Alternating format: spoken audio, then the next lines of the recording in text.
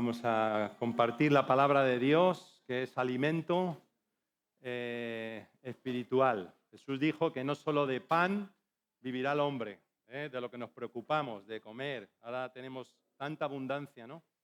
Cuando hay otros sitios donde tienen tanta escasez.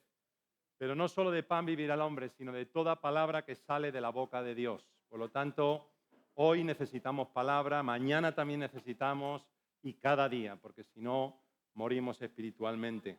Así que vamos a abrir la palabra en el libro de los Hebreos, en la carta a los Hebreos, en el capítulo 12 y el versículo 28 y 29.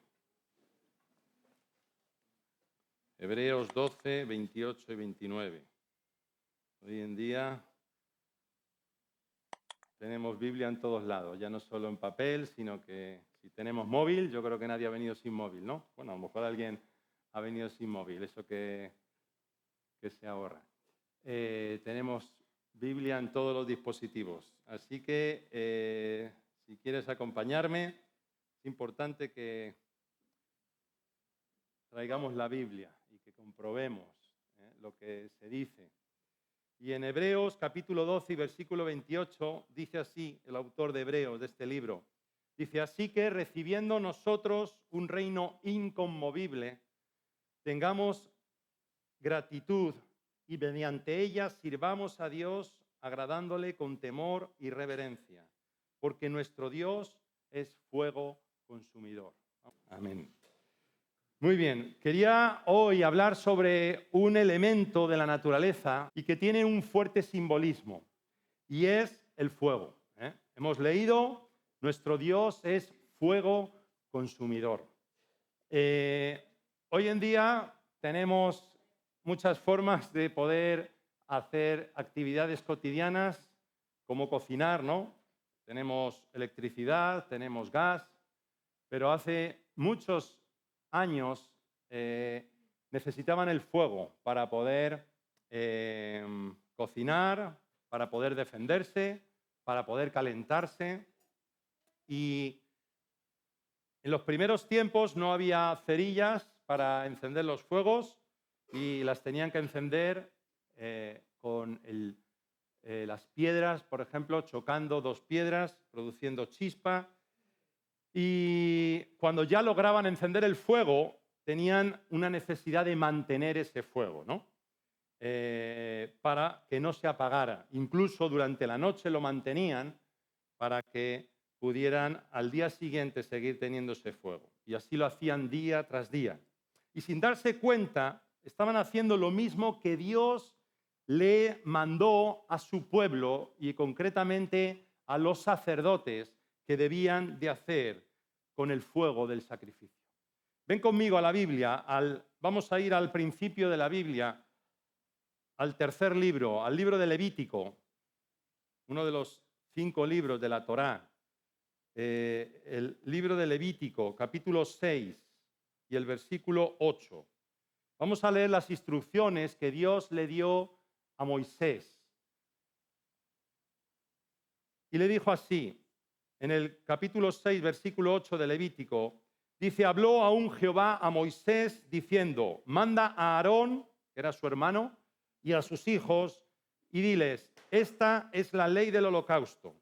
El holocausto estará sobre el fuego encendido, sobre el altar toda la noche, hasta la mañana.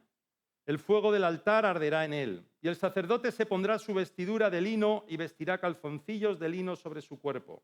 Y cuando el fuego hubiere consumido el holocausto, apartará él las cenizas de sobre el altar y las pondrá junto al altar. Después se quitará sus vestiduras y se pondrá otras ropas, y sacará las cenizas fuera del campamento a un lugar limpio.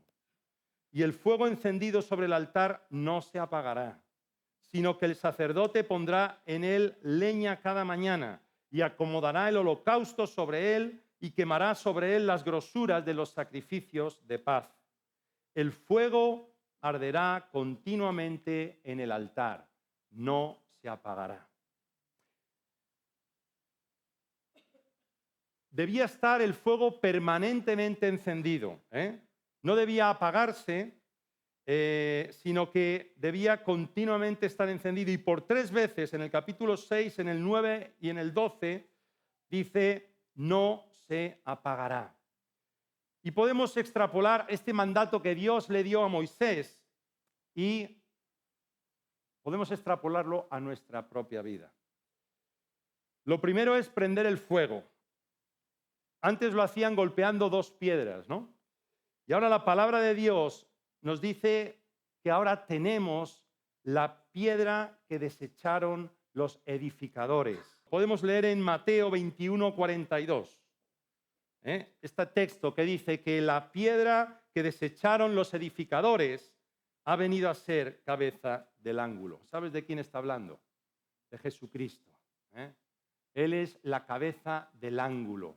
Es la principal piedra que sostiene el edificio. Nuestra vida es un edificio. Y si no está esa piedra del ángulo, Jesucristo, en nuestra vida se va a desmoronar. Pero Él es la piedra. Y esa piedra, ¿sabes qué fue? Fue golpeada. Fue golpeada por ti y fue golpeada por mí. Para que se encendiera ese fuego de Dios, que es su presencia. Dice Isaías capítulo 53, mas Él herido fue por nuestras rebeliones, molido por nuestros pecados. El castigo de nuestra paz fue sobre Él, y por su llaga fuimos nosotros curados. Por lo tanto, Él fue golpeado en aquella cruz. Él sufrió por ti y por mí. Y sufrió por nuestras rebeliones, por nuestro pecado, por nuestra maldad, por nuestro orgullo, por nuestras envidias, por nuestra miseria que todos tenemos. Por muy bueno que te creas, todos tenemos miserias, pecado, lo dice la palabra, lo llama la palabra de Dios. Por lo tanto, Él fue golpeado para que su espíritu, que es su presencia, pueda morar, habitar en nosotros, produciendo el mayor milagro que se puede producir en una persona en esta vida. ¿Sabes cómo se llama? El nuevo nacimiento. Lee en tu casa esta semana Juan capítulo 3. Léelo. El nuevo nacimiento. Es decir, es el milagro en el que Dios envía su espíritu a morar en nosotros. Y nos hace una nueva criatura. Estamos muertos espiritualmente, pero Él nos da vida juntamente con Cristo.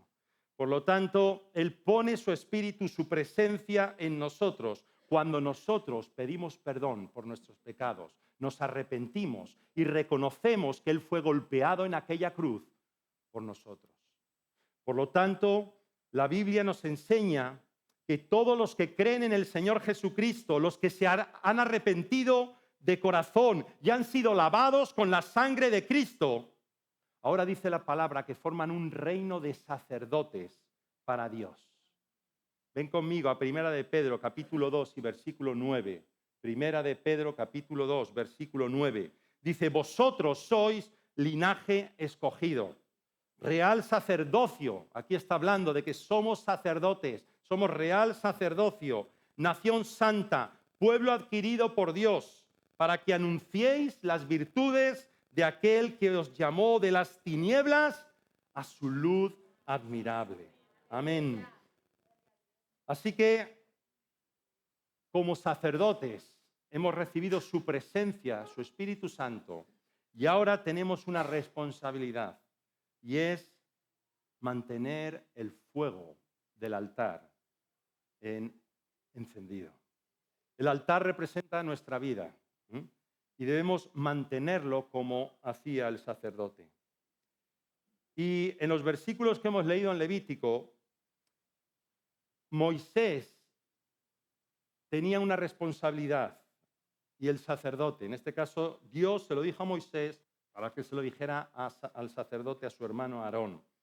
Tenía que arreglar el altar, sacar las cenizas, cambiarse las vestiduras y poner leña cada mañana.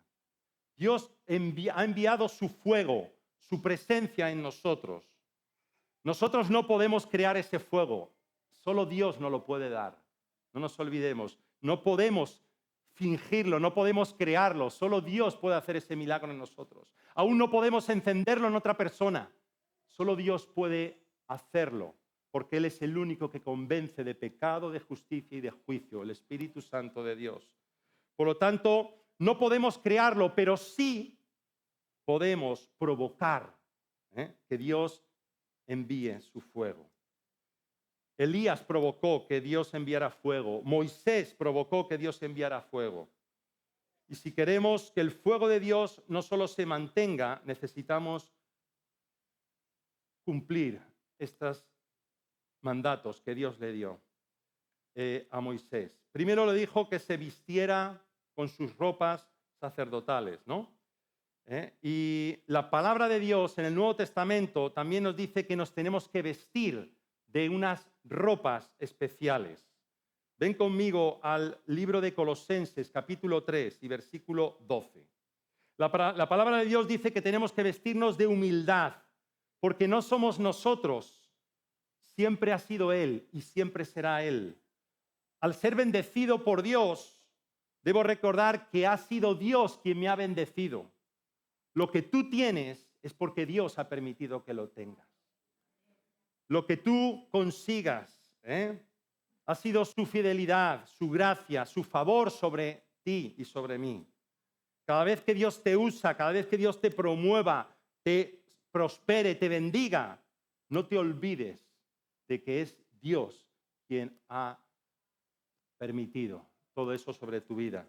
Por eso dice Colosenses 3, versículo 12, dice, vestíos, está hablando de ponernos ropas, ¿de qué? Dice, vestíos pues como escogidos de Dios, santos y amados de entrañable misericordia, de benignidad, de humildad, de mansedumbre, de paciencia, soportándoos unos a otros y perdonándoos unos a otros si alguno tuviere queja contra otro. De la manera que Cristo os perdonó, así también hacedlo vosotros. Y sobre todas estas cosas, lo más importante, la ropa más importante, vestíos de amor, que es el vínculo perfecto de amor. Eso es lo que movió a Dios para enviar a su Hijo unigénito, para que fuera golpeado en aquella cruz y que pudiera rescatarnos y que pudiera darnos su presencia. Por lo tanto, vistámonos de lo que nos enseña la palabra de Dios, sobre todo de amor, que es el vínculo perfecto. Otra cosa que hacía el sacerdote o tenía que hacer para mantener el fuego era quitar las cenizas. Todos los que tenéis chimenea o tenéis estufa, todos los días hay que limpiar la estufa, ¿no? Hay que quitar las cenizas para volver a hacer fuego, ¿no? ¿Y qué representan las cenizas en el corazón? Las cenizas pueden representar varias cosas. Puede representar el dolor del pasado. La otra vez compartía sobre el rencor y el remordimiento, para los que estuvisteis. Y a veces el remordimiento nos trae culpabilidad. Esos son cenizas que hay que quitar de nuestra vida.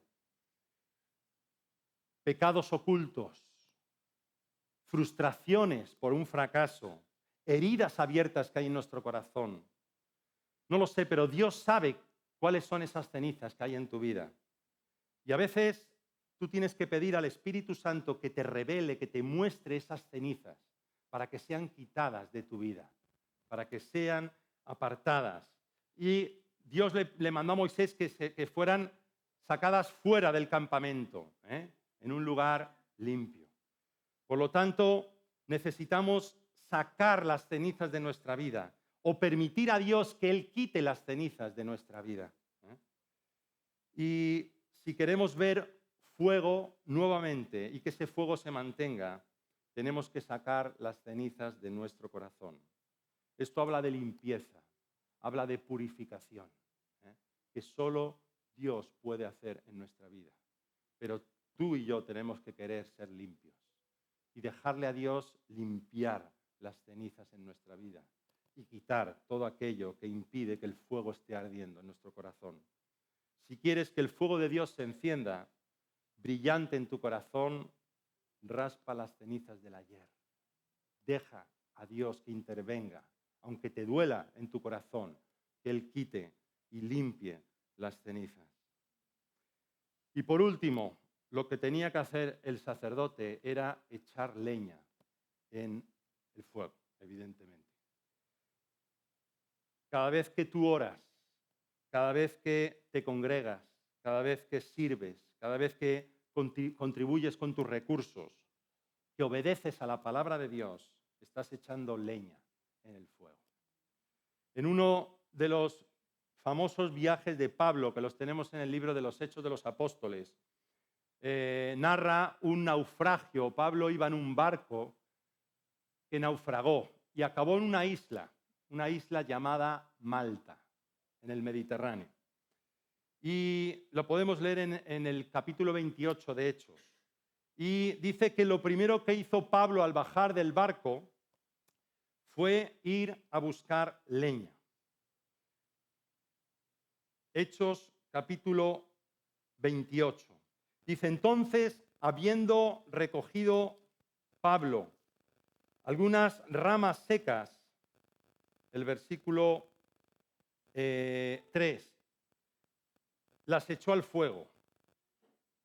Vamos a leer desde el 1. Estando ya salvos, supimos que la isla se llamaba Malta. Y los naturales nos trataron con no poca humanidad, porque encendiendo un fuego nos recibieron a todos, a causa de la lluvia que caía y del frío. Lo pasó mal Pablo. Entonces, habiendo recogido Pablo algunas ramas secas, las echó al fuego, y una víbora, huyendo del calor, se le prendió en la mano. Así que Pablo fue a recoger leña para el fuego. Y no mandó a otro que recogiera leña, sino que lo hizo él. Así que nadie puede echar leña por ti. Es tu responsabilidad y es mi responsabilidad. Si tú no estás echando leña, el fuego se va a apagar. Y nadie tiene que echar leña por ti. Eres tú quien tienes que echar leña. Y ocurrió algo, y es que cuando fue a coger las ramas, una víbora le picó. Y esto nos enseña que el enemigo, cuyo símbolo sabemos en el libro de Génesis, es la serpiente, el enemigo hará todo lo posible para que tú no eches leña en el fuego. Va a intentar impedir que tú eches leña en el fuego, porque él sabe que el fuego es la presencia de Dios, y eso te va a mantener alejado del enemigo. Por lo tanto, el enemigo no va a querer que ores, no va a querer que te congregues, que vengas a la iglesia, no va a querer que sirvas, no va a querer que des a los demás, no solo dinero, sino de tu tiempo y de todo lo que Dios te ha dado. Pero Dios es poderoso para sanarte y para levantarte, como lo hizo con Pablo. Y dice la palabra que él, sacudiendo la víbora en el fuego, ningún daño padeció. Lo leemos en el versículo 5. Dice, pero él, sacudiendo la víbora en el fuego, ningún daño padeció. Ellos estaban esperando que él se hinchase o cayese muerto de repente, porque ya sabían que la picadura de una víbora podía producir la muerte. Pero dice que, mas habiendo esperado mucho y viendo que ningún mal le venía, cambiaron de parecer y dijeron que era un Dios, con minúscula. Por lo tanto, Dios hizo un milagro en la vida de Pablo y le sanó de aquella picadura. ¿Por qué? Porque Dios es todopoderoso.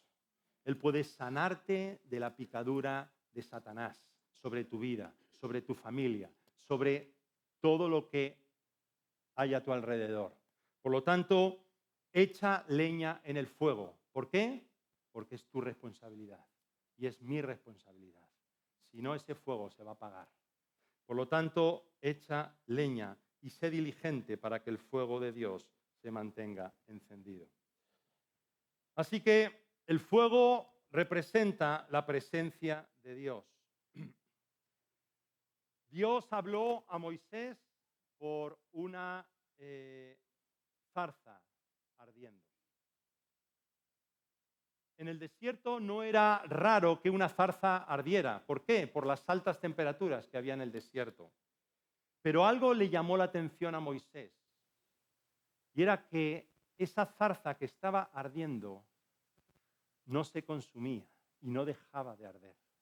Seguía ardiendo. Curioso, ¿eh? Es curioso.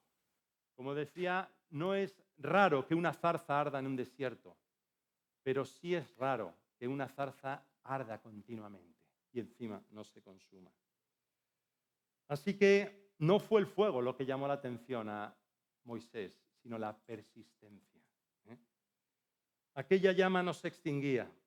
Dios estaba en aquella zarza que representa algo sencillo, pero Dios estaba ahí.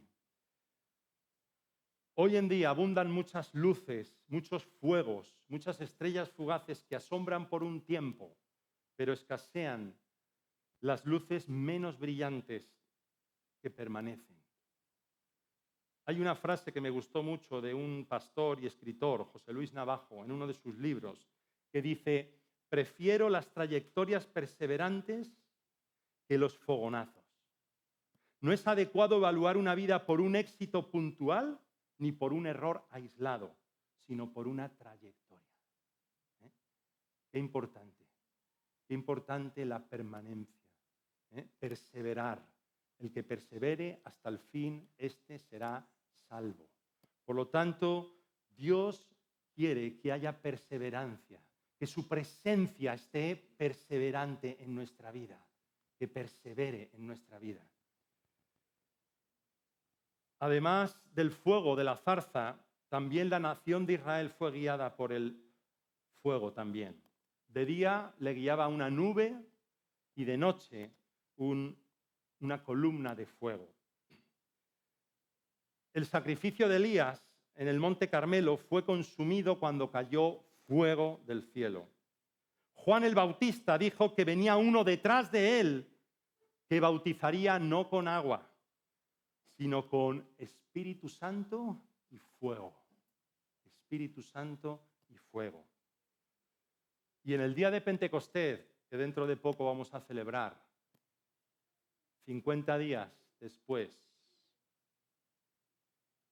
donde nació la iglesia, dice que aparecieron lenguas de fuego que cayeron sobre aquellos primeros cristianos, que empezaron a hablar en otras lenguas. La presencia de Dios cayó sobre aquel lugar y empezaron a hablar en otras lenguas. Así que el fuego representa la presencia de Dios. Hemos leído lo primero en Hebreos, que dice que nuestro Dios es fuego consumidor. El reino de Dios no se puede alterar, y esto debería movernos a una adoración ferviente, con temor y con reverencia. ¿Por qué? Porque Dios es fuego consumidor. No solo para los que rehúsan escucharle, sino para nosotros, para los suyos. Su santidad y su justicia nos tiene que llevar a una reacción reverente delante de su presencia. Hay un texto en el libro de Daniel, una visión que él tuvo. Si quieres ir conmigo al libro de Daniel. Y el capítulo 7 de Daniel, donde Dios le dio una visión, que es la visión de las 4 bestias. Y en el versículo 9 dice así: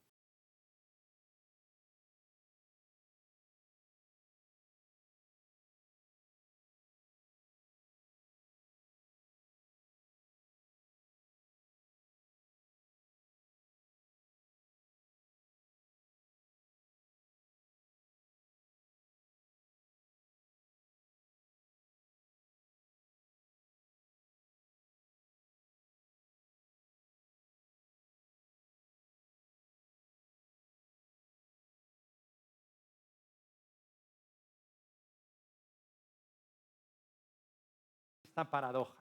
Un anciano de días. ¿Sabe por qué? Porque Dios es eterno. Él no tiene tiempo. Él no está sometido al tiempo. Él es un anciano de días. Así que ese anciano de días es un Dios santo que demanda santidad de nuestra vida. Su vestido dice en la visión que era blanco como la nieve. Y Él quiere limpiar nuestra vida con su presencia. Pero también es fuego.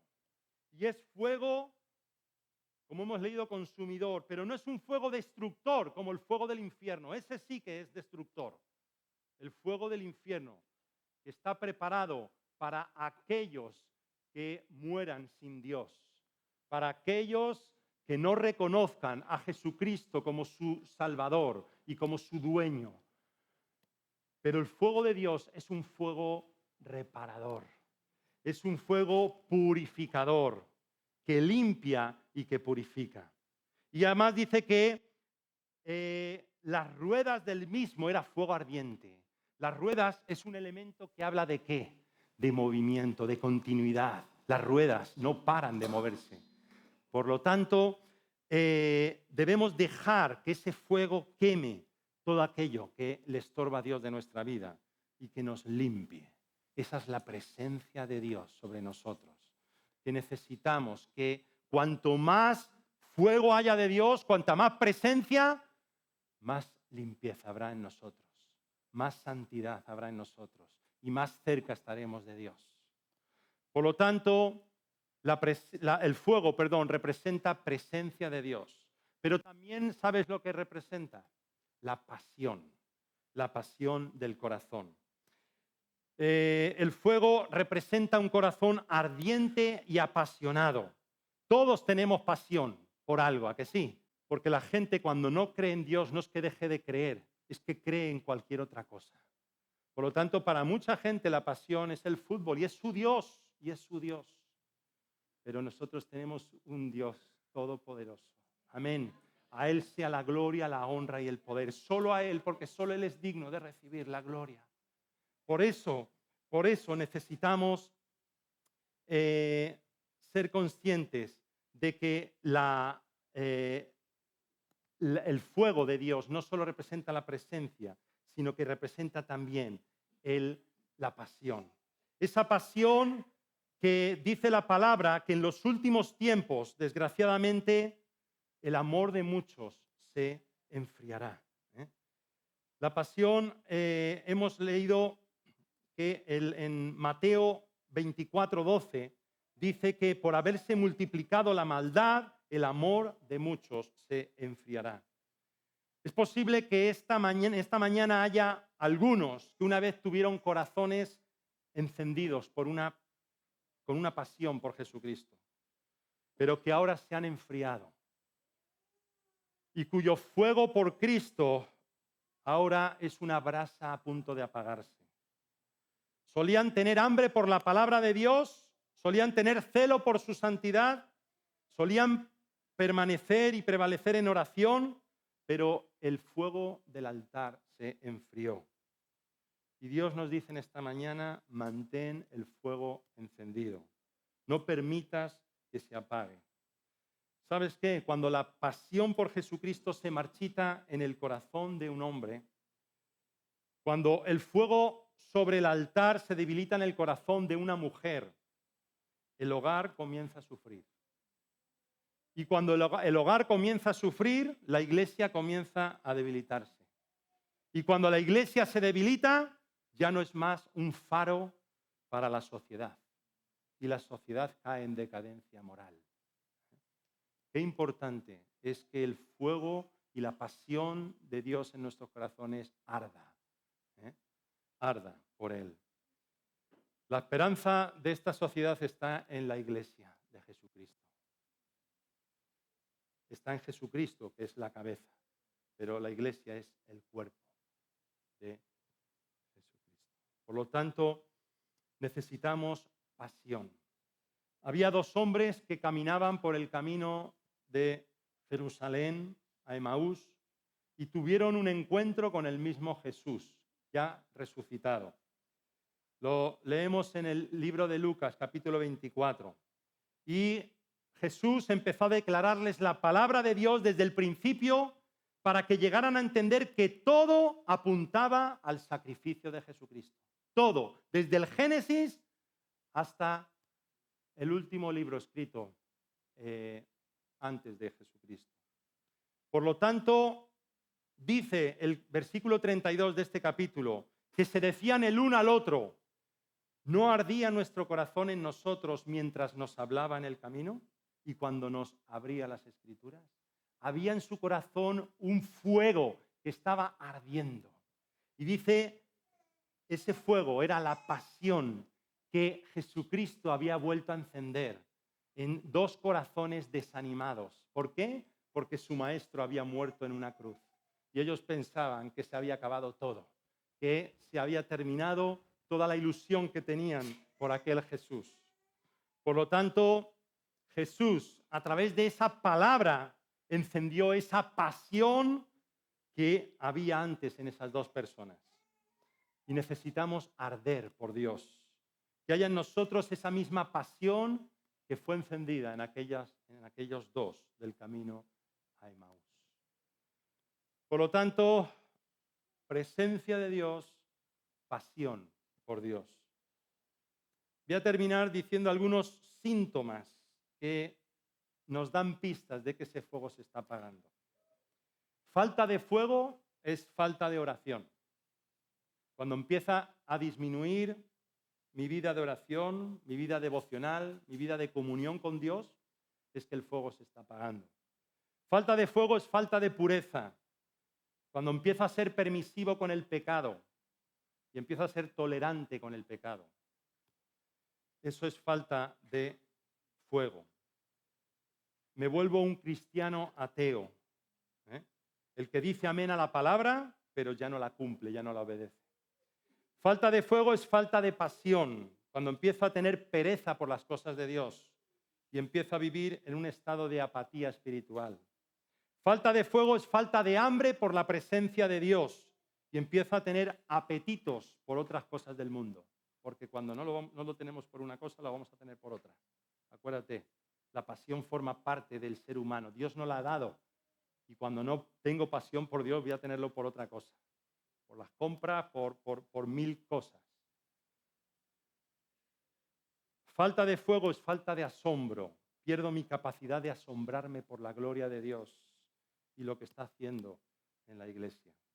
Falta de fuego es falta de compañerismo. Dejo de congregarme, dejo de estar con la gente que me hace bien y empiezo a aislarme de la familia de Dios. Finalmente, falta de fuego es falta de fe.